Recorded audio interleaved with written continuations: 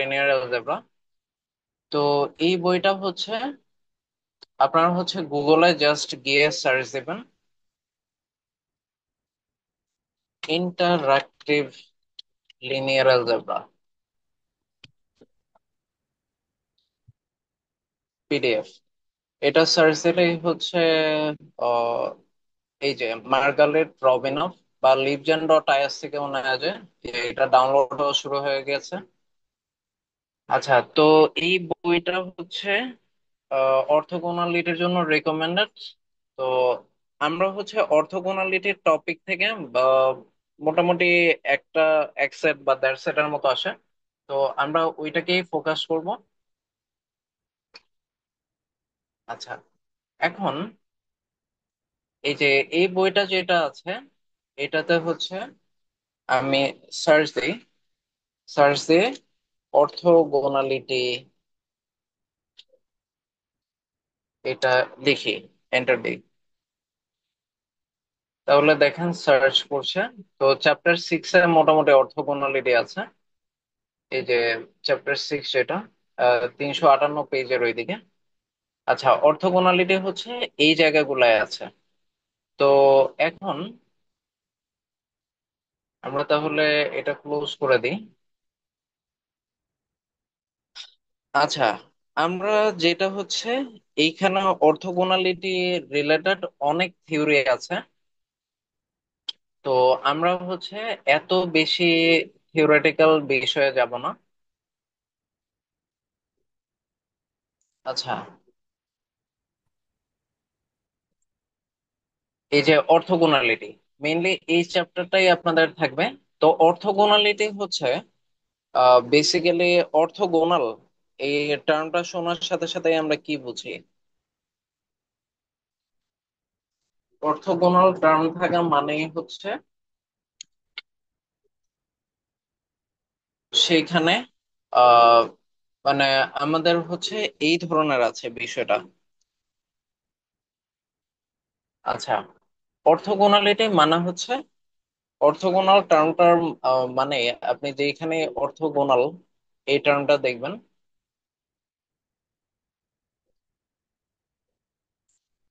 তো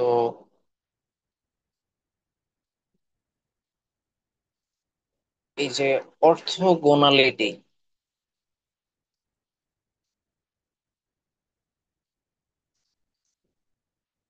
আচ্ছা, অর্থোগোনালের অর্থ যে পার্টটা এটা যেখানেই থাকবে তখনই বুঝবেন পারপেন্ডিকুলার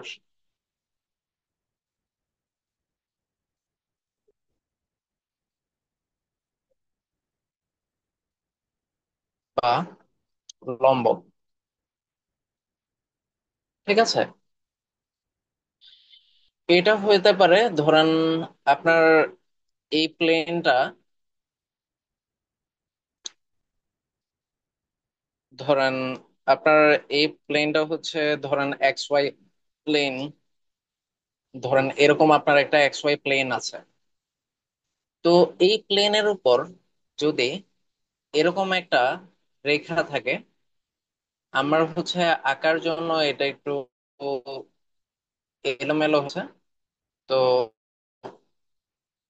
এটার হচ্ছে এই পয়েন্টে যদি এরকম কোনো লাইন থাকে, তাহলে এই লাইনটা এই প্লেনের উপর লম্ব বরাবর আছে। ধরেন এটা জেড অ্যাক্সিস, তাহলে z is orthogonal to the x y plane.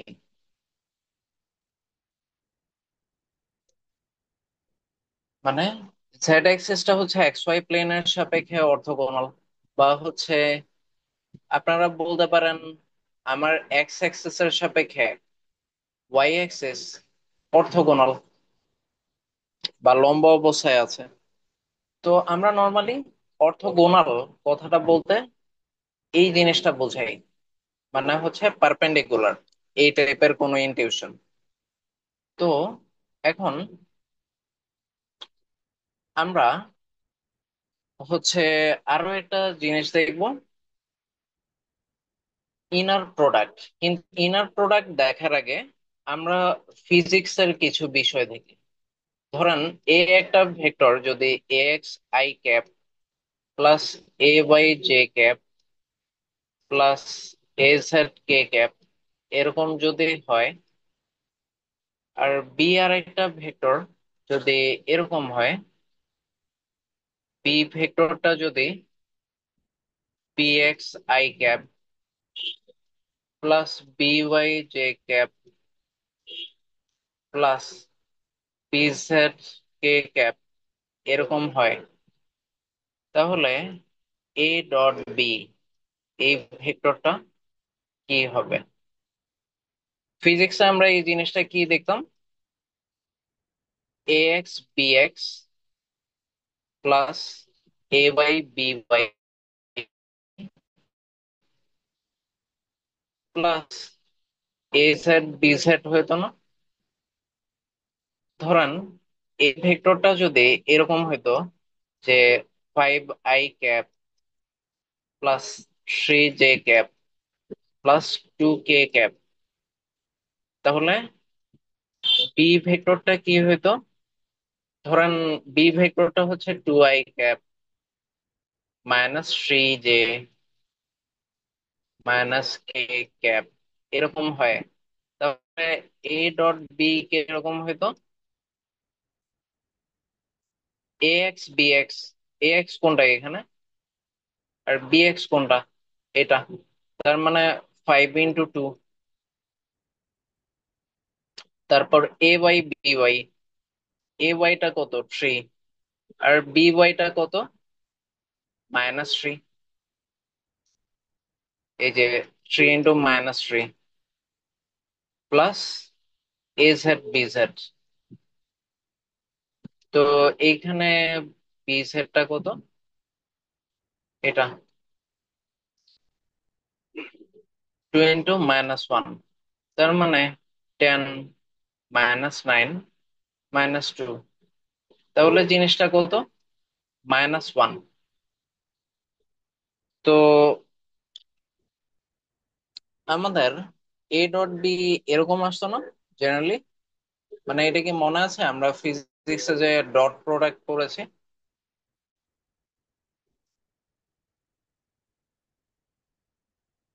ফিজিক্সের ডট প্রোডাক্টটা আমরা এরকমই তো পড়তাম, তাই তো?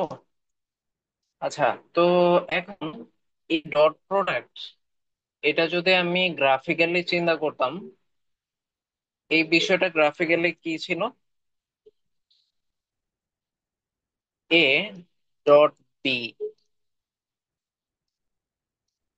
ধরেন এ ভেক্টর এইদিকে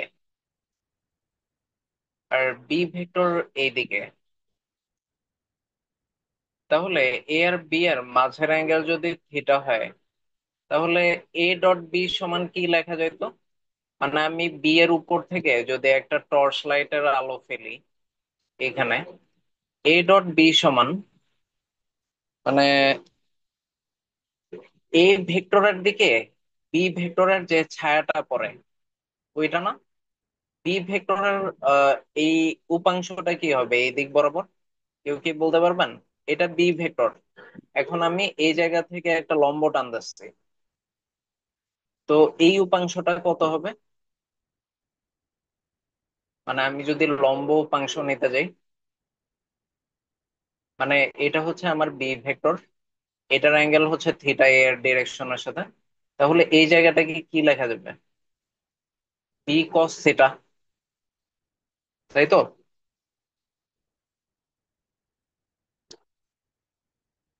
আচ্ছা, এরপর তাহলে এ ডট বি সমান কি লেখা যায়?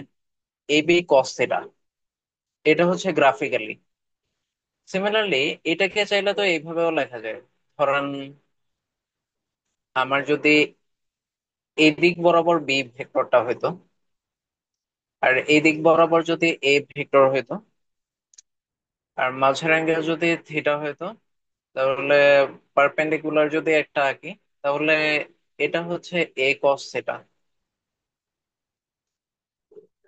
মানে ভাইস ভার্সা দুইটাই হইতে পারতো, মানে বি এ কস থিটা।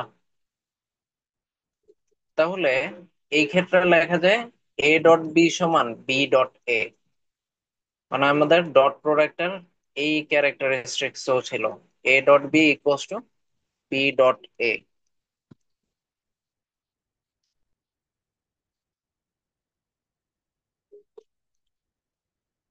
আচ্ছা, তো এখন তো এই বিষয়টা তো আমরা বুঝতে পেরেছি, তাই না? আমরা হচ্ছে ডট গুণের গুলো একটু রিমাইন্ড করলাম, কারণ আমরা যেটা এখানে এ ডট বি দেখাচ্ছি, তো অর্থগোনালিটি যখন আমরা পড়ব তখন আমরা দেখব এ কমা বি, মানে এ ডট বি যেই কথা, এ কমা বি থেকেও আমরা একই জিনিস আনতে পারবো। এটা জাস্ট এটার একটা সাইন, অর্থগোনালি মানে হচ্ছে এটাকে, এই টাইপের জিনিসকে বলা হয় ইনার প্রোডাক্ট।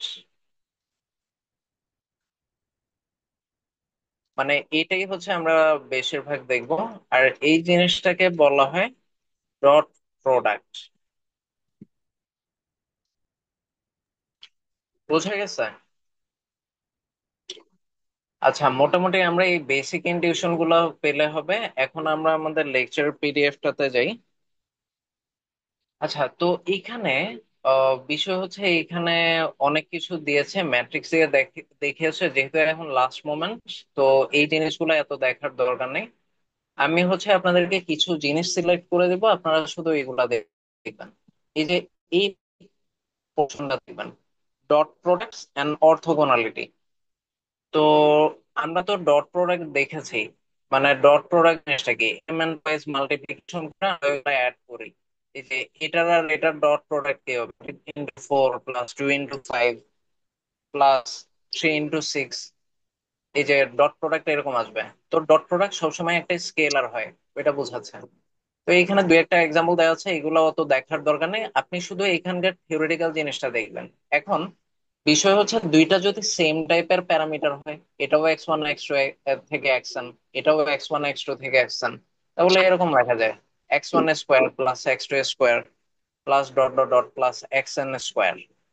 তো এটা হচ্ছে যদি এরকম বিষয়টা হয়, এখন হচ্ছে যে কোনো ভেক্টর এক্স এর জন্য আমরা কি পাই, মানে ডট প্রোডাক্ট, মানে এটার ক্ষেত্রে তো কখনো লেস দ্যান 0 হবে না, কারণ জিনিসগুলোর প্রত্যেকটার স্কোয়ার আসতেছে।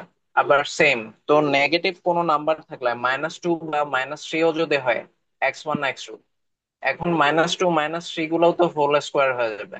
ধরেন -2 হোল স্কোয়ার বা -3 হোল স্কোয়ার, এগুলোও তো হোল স্কোয়ার হয়ে যাবে। তো জিনিসগুলা আলটিমেটলি হচ্ছে পজিটিভই হবে, এটা বুঝাইছে। ফর এনি ভেক্টর এক্স, আমার ডট প্রোডাক্ট এটার ক্ষেত্রে >= 0 হবে, আইদার 0 হবে বা >= 0 হবে, কিন্তু কখন নেগেটিভ হবে না। এখন x.x = 0 হইলে আমি তো লিখতে পারি x = 0। তো এটা হচ্ছে this relates to the definition of length. তো এটা দিয়ে ডেফিনেশন অফ লেংথ ধরা হয়। তো the length of A vector x, একটা ভেক্টরের লেংথ এক্স ইন r⁴n, মানে n ডাইমেনশনাল স্পেসে হচ্ছে ওইটার নর্ম, মানে এই ডাবল প্যারালাল সাইনের মাঝে যে এক্স, এটা দিয়ে বোঝাচ্ছে নর্ম এক্স। তো নর্ম এক্স হচ্ছে x² কে তো এইভাবে লেখা যায়, মানে x² যেটা, মানে এখানে যে x.x x², এটা এটাকে যদি আমি এক্স বানাইতে চাই, মানে এক্স এর লেংথ বা নর্ম, তাহলে √x.x। আচ্ছা, এই বিষয়টা একটু বুঝাই।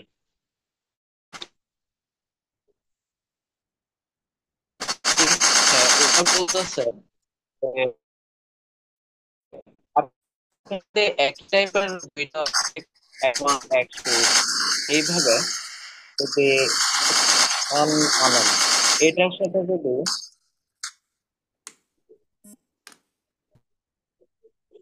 আচ্ছা, এটার সাথে যদি আপনি সিমিলার আরেকটা ভেক্টরের হচ্ছে ডট গুণ করেন,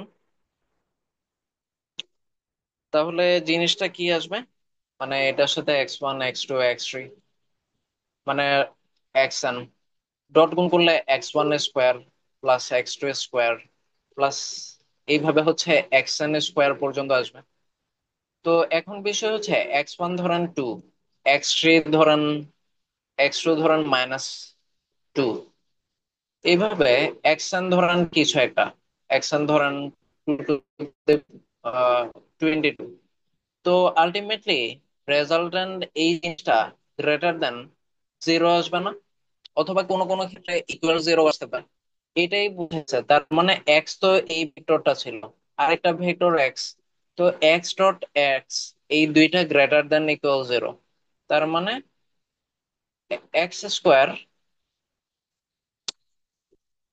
মানে যেই ভেক্টরটা, মানে দুইটা ভেক্টর আপনি যখন মাল্টিপ্লাই করবেন তখন ওইটা কখন শিওরলি গ্রেটার দেন ইকুয়াল 0 আসবে, যখন ভেক্টরটা নিজেই greater than or equal to 0 হবে। ঠিক আছে, তার মানে আমি ভেক্টরটার লেংথ সম্বন্ধে ধারণা পাই এটা থেকে। তো এই জিনিসটাই এইখানে নর্ম এক্স দিয়ে লিখছে। তো এটা হচ্ছে নর্ম সাইন। নর্ম এক্স হচ্ছে এই আমার x স্কোয়ার যে এই জিনিসটা আছে, x স্কোয়ার থেকে এক্স এ যেতে হবে। তো x স্কোয়ার থেকে এক্স এ যাওয়ার ওয়ে কি? আচ্ছা হাসবেন্ড, আপনার মাইকটা সবসময় মিউট রাখবেন। এই নিয়ে বেশ কয়েকবার মিউট করলাম। তো এটা x স্কোয়ার থেকে আমার যে এই জিনিসটা কি আসলে সামেশন অফ x স্কোয়ার না, xn স্কোয়ার। মানে এটাকে যদি আমি স্ট্যাটিস্টিক্স এর ভাষায় লিখি, আমি তো summation of xn square i equals to 1 to n লিখতে পারি। সরি, xi স্কোয়ার, মানে i equals to 1 to n। i এর ভ্যালু 1 থেকে শুরু করে n পর্যন্ত হবে। তো আমি summation of i equals to 1 to n এটাকে xi স্কোয়ার লিখতে পারি। এখন বিষয় হচ্ছে x স্কোয়ার মানে x ডট এক্স, এটা থেকে নর্মাল লেন্থ এক্স আমি যাব কিভাবে? এটার স্কোয়ার রুট দিয়ে। তো এটার স্কোয়ার রুটে যাওয়া মানে কি, প্রত্যেকটা টার্মের যে স্কোয়ার আছে, এই যে x1 স্কোয়ার, x2 স্কোয়ার, এই সবগুলো টার্মের স্কোয়ারের লেন্থের স্কোয়ার রুট না। মানে এইখান থেকে এইখানে যা আছে, এই যে এইখান থেকে এখানে যত জিনিস আছে সবগুলোর স্কোয়ার রুট আমি নিয়ে নিচ্ছি। মানে যতগুলা ভেক্টর আমি মাল্টিপ্লাই করতেছি ওইটা দিয়ে আমি ভেক্টরের নর্ম বের করতেছি। তো এটা হচ্ছে ভেক্টরের লেন্থ বা নর্ম অফ ভেক্টর এক্স। বুঝা গেছে? এটা নিয়ে কারো কোনো প্রশ্ন আছে? এই যে এই এই যেটাকে হচ্ছে লেন্থ বলতেছে ওইটাকে জেনারেলি নর্ম বলে। আর এই নর্ম জিনিসটা আমরা পিথাগোরাস থিওরাম থেকেও আনতে পারি। মানে ফিজিক্সের যেটা ছিল 3i cap plus 4j cap, এটার হচ্ছে রেজাল্টেন্ট ভেক্টরের লেন্থ কি, এটা 3, এটা 4। তো এটা হচ্ছে হাইপোটেনুস।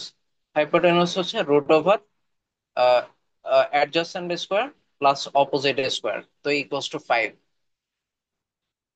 তার মানে আমার এক্স ভেক্টরটার লেন্থ হচ্ছে 5। ঠিক আছে, তো এইখানে দুই একটা ম্যাথ আছে। এটা হচ্ছে আপনারা দেখতে পারেন, এই টাইপের ম্যাথ গুলা হচ্ছে 2-4 মার্কস এর জন্য দেয়, অনেক সময় 4 মার্কস এর জন্য দেয়। তারপর হচ্ছে ডিস্টেন্স বিটুইন 2 পয়েন্টস, এটা হচ্ছে এক্স আর ওয়াই দুইটা পয়েন্টের মাঝে ডিস্টেন্স, ওইটা হচ্ছে ডিনোট করতেছে। তো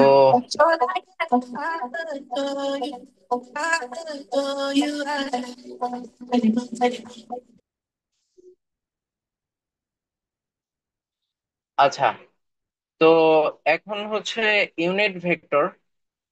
ইউনিট ভেক্টর বিষয়টা কি, মানে হচ্ছে ধরেন ইউনিট ভেক্টর যেটা এখানে ই1 বা ই2 ই3 দিয়ে লিখবে, ওইটা হচ্ছে আমরা দেখাচ্ছি। আচ্ছা, এখন ইউনিট ভেক্টর, এখন ধরেন আমাদের 3 ডাইমেনশনাল কোঅর্ডিনেট সিস্টেম যদি চিন্তা করি, তাহলে ওইখানে আই ক্যাপ ইউনিট ভেক্টরটা কি 1 0 0, জে ক্যাপ যে ইউনিট ভেক্টর ওইটা হচ্ছে 0 1 0, আর কে ক্যাপ যে ইউনিট ভেক্টর এটা হচ্ছে 0 0 1। তো এইখানে যেটা আমরা ফিজিক্সে আই ক্যাপ লিখি, ই, এটাকে লেখে E2, আর এই জিনিসটাকে লেখে E3। এই, তাহলে ইউনিট ভেক্টর E1 এর লেংথটা কি হবে? √1 square plus 0 square plus 0 square, তার মানে √ওভার 1, তার মানে 1। সিমিলারলি E2 এর ভ্যালু যদি আপনি বের করান, এটা 1 আসবে।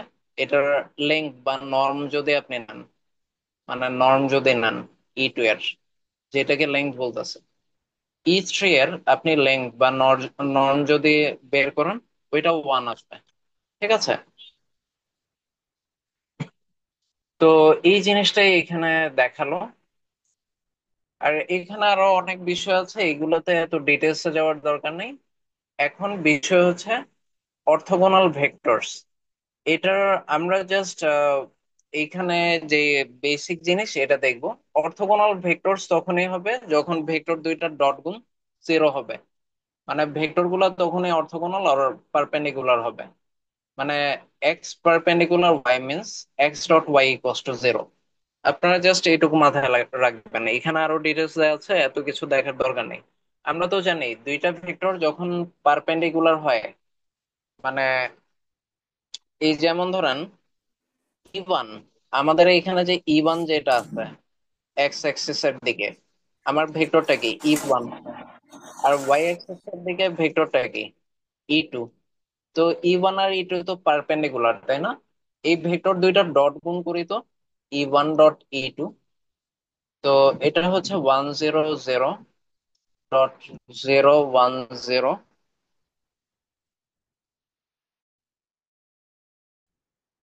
তাহলে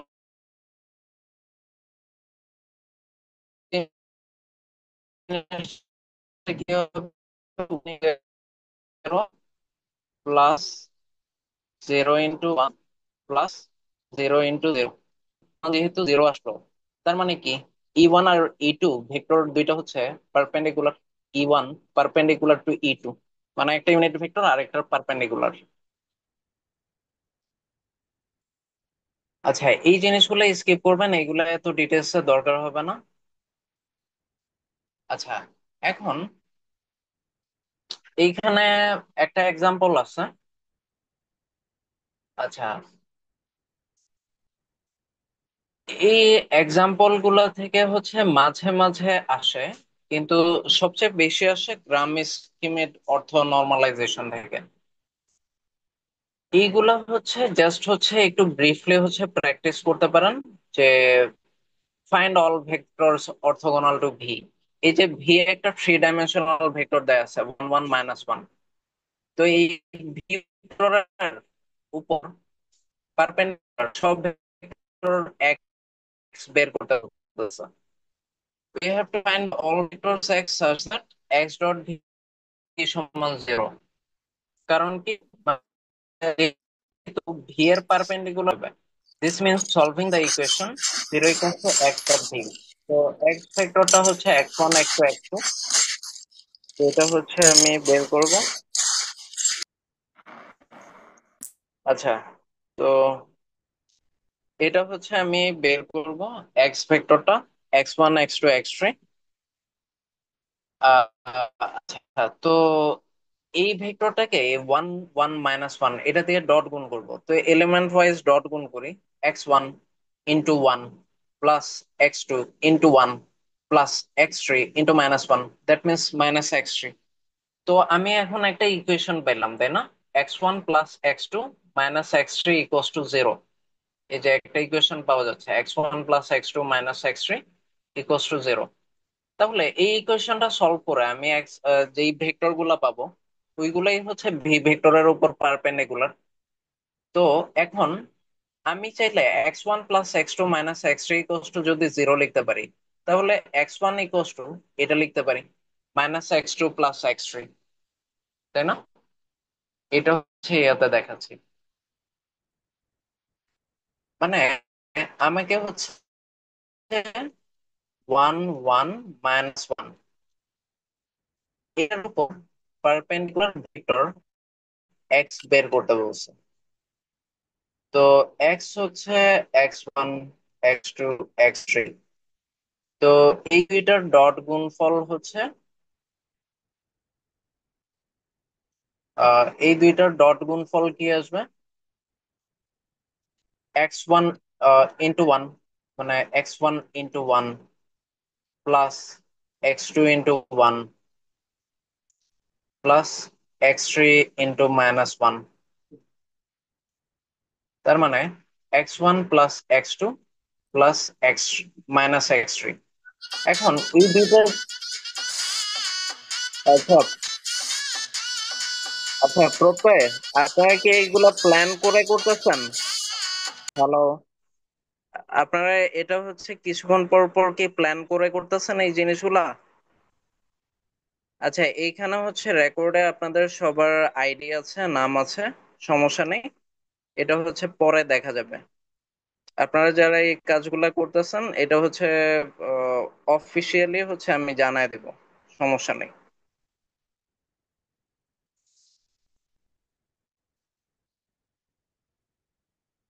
আচ্ছা, এখন তাহলে আমরা জিনিসগুলা দেখি। তো এই ভেক্টর দুইটা এক্স আর ভি, এই ভেক্টর দুইটা যদি পারপেন্ডিকুলার হয় তাহলে ভেক্টর গুলার ডট প্রোডাক্ট জিরো হবে। ধরেন এক্স এই ভেক্টর, ভি এই ভেক্টর, এই দুইটা পারপেন্ডিকুলার কখন হবে? যখন x dot V equal to zero হবে। তার মানে বিষয়টা হচ্ছে x1 plus x2 minus x3 equals two zero. তাহলে এটা যদি হয় তাহলে x1 ইকুয়ালস টু কি লেখা যায়? মাইনাস x2 প্লাস x3, এইভাবে ইকুয়েশনটা আসে। এখন বিষয় হচ্ছে ওরা বলতেছে যে এটা হচ্ছে সলভ করার জন্য, so the parametric vector form of the general solution, মানে এটার জেনারেল সলিউশনের ভেক্টর ফর্ম আছে। তো ভেক্টর ফর্ম এটা কি আসবে? মানে আমি যদি এই ইকুয়েশন, আচ্ছা তাহলে এটার জন্য যেটা হচ্ছে, আমি ধরেন লেটস হচ্ছে x2 equals to T, parametric form মানে যখন একই ইকুয়েশনে দুই তিনটা ভেরিয়েবল থাকে তখন হচ্ছে আমরা ওই জিনিসগুলোকে একটা ফরম্যাটে নিয়ে যাই। তো x2 ইকুয়ালস টু, ধরেন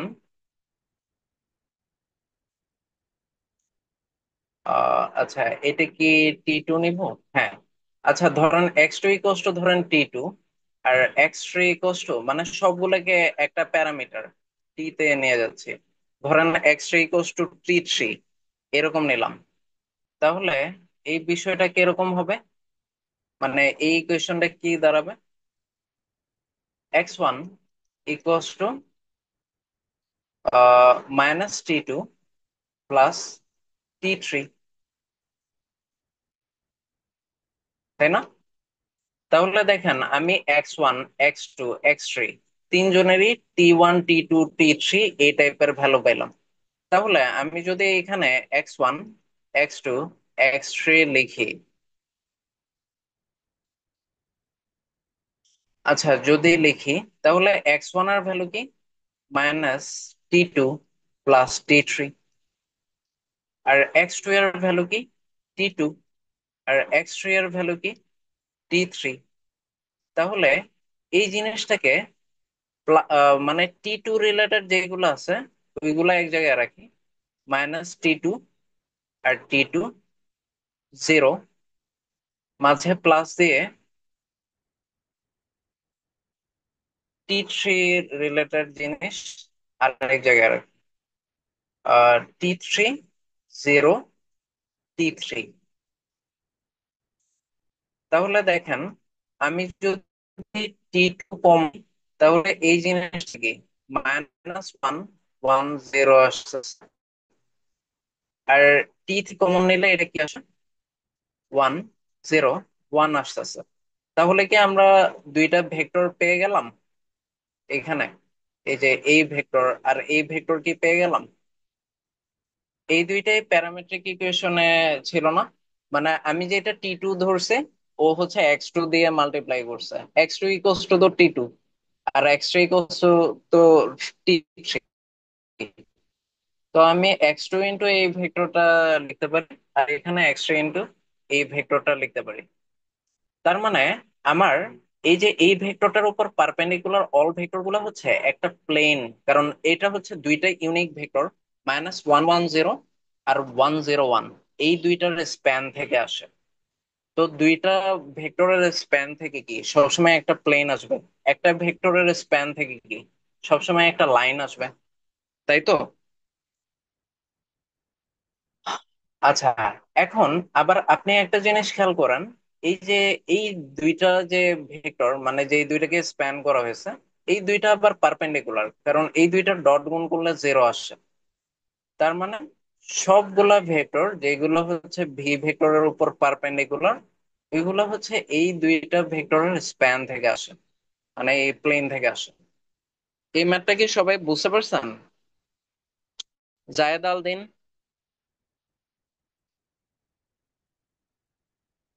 ইয়েস স্যার, বুঝতে পেরেছি।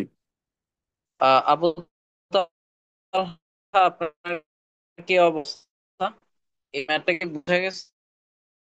মানে এই প্যারামেট্রিক ইকুয়েশন ব্যবসা যেগুলোর স্প্যান হচ্ছে এটার উপর পারপেন্ডিকুলার। আচ্ছা, আবু তালহা মনে হয় অ্যাভেলেবল নেই। ইফতেখার হক।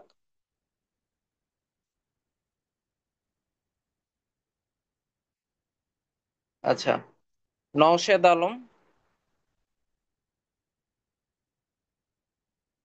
সুজয় চন্দ্র, আপনি বুঝতে পেরেছেন?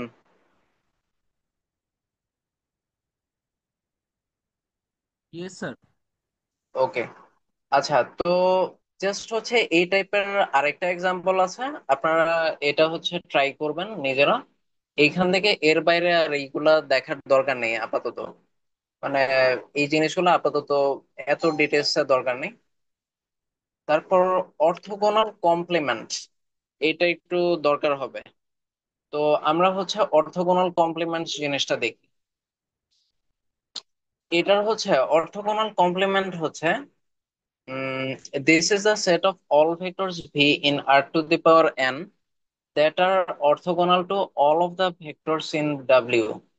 We will say that W perp is indeed a subspace. আচ্ছা,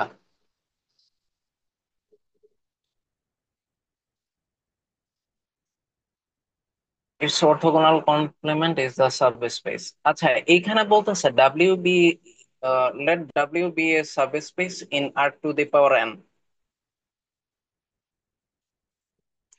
এই জিনিসটা বোঝানোর জন্য এই সবকিছু ক্লিয়ার করি।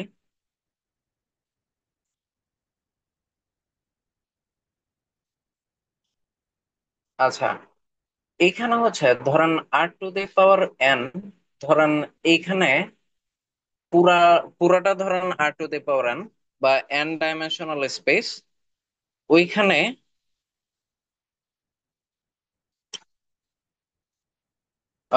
ওইখানে হচ্ছে আহ পুরোটা যদি এন ডাইমেনশনাল স্পেস হয়, ওইখানে হচ্ছে এটা হচ্ছে একটা সাব স্পেস। ধরেন এটা হচ্ছে আপনার সাব স্পেস, ঠিক আছে? তো এখন হচ্ছে লেট ডাব্লিউ be a subspace in r to the power n. তাহলে এটাই ধরেন আমার সাব স্পেসটা হচ্ছে ডাব্লিউ। আচ্ছা, মাহবুব শাহিন, আপনার কি হয়েছে? মানে আপনি কিছুক্ষণ পর পরই এরকম করছেন কেন? মাহবুব শাহিন, মানে কি সমস্যা হয়েছে? আচ্ছা, ঠিক আছে, আপনাদের সবাইকে হচ্ছে মার্ক করে রাখলাম আর কি। এটা হচ্ছে এখন হচ্ছে অথরিটিকে জানালেই হবে। আচ্ছা, ডাব্লিউ হচ্ছে একটা সাবস্পেস। তো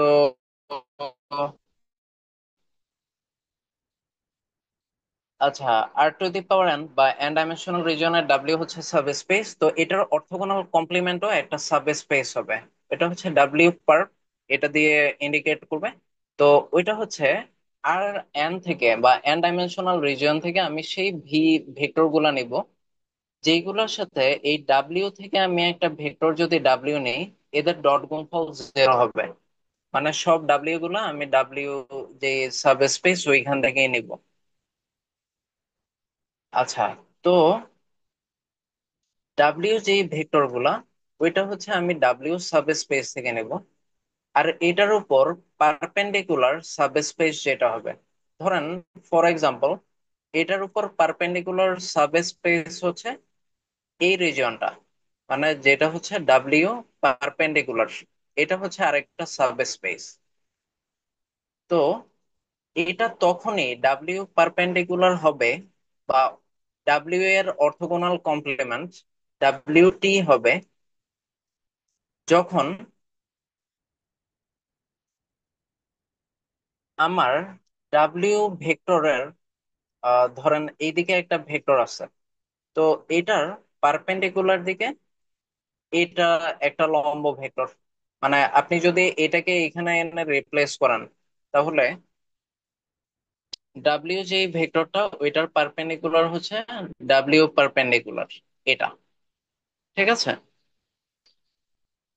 আচ্ছা, তাহলে আহ মানে এখন আমি যদি এই দিক বরাবর একটা ভেক্টর চিন্তা করি, মানে ধরেন এটা ধরেন ডাব্লিউ ওয়ান, এটা যদি ডাব্লিউ টু হয়, তাহলে এটা যদি ডাব্লিউ ওয়ান হয়, ডাব্লিউ ওয়ান আর পারপেন্ডিকুলার যদি এটা হয় ডাব্লিউ ওয়ান পারপেন্ডিকুলার, এটা যদি ডাব্লিউ টু হয়, তাহলে এটার এইদিকে পারপেন্ডিকুলার ডাব্লিউ টু এটা পাওয়া যাবে।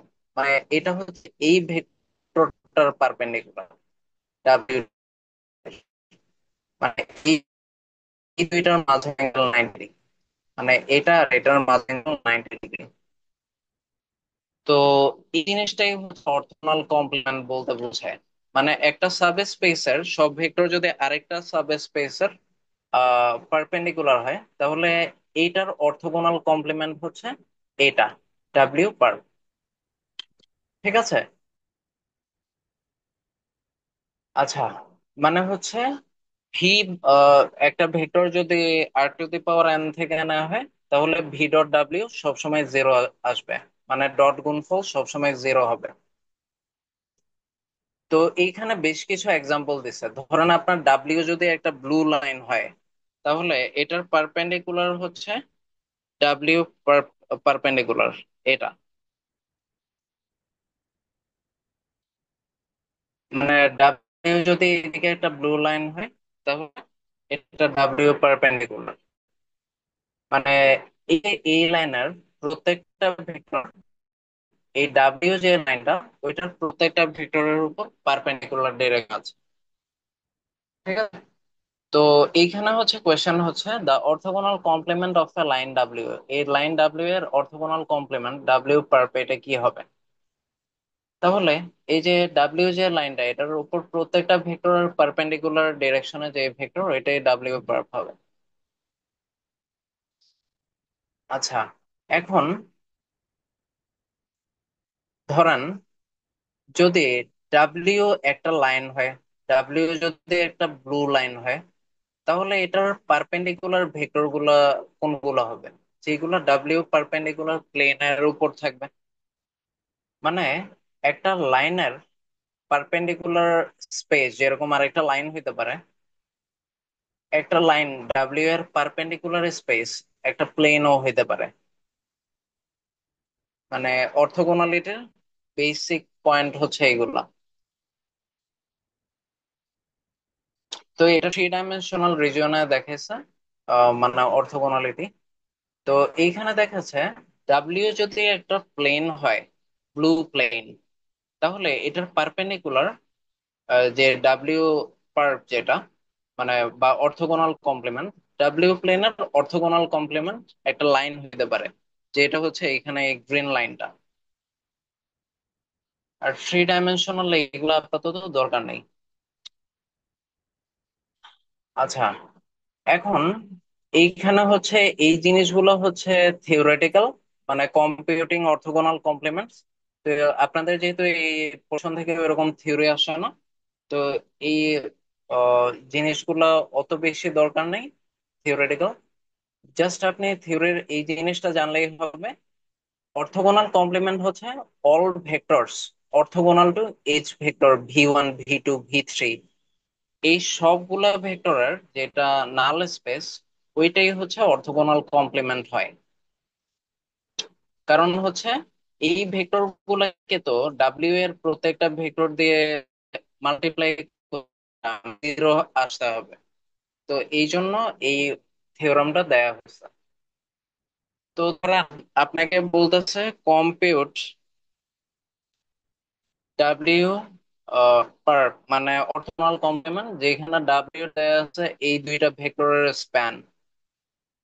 তো আপনি এই দুইটা ভেক্টর কে রো ওয়াইজ লেখেন, তারপর হচ্ছে রিডিউস রো এচেলন ফর্ম বের করেন যেটা আমরা বের করছি।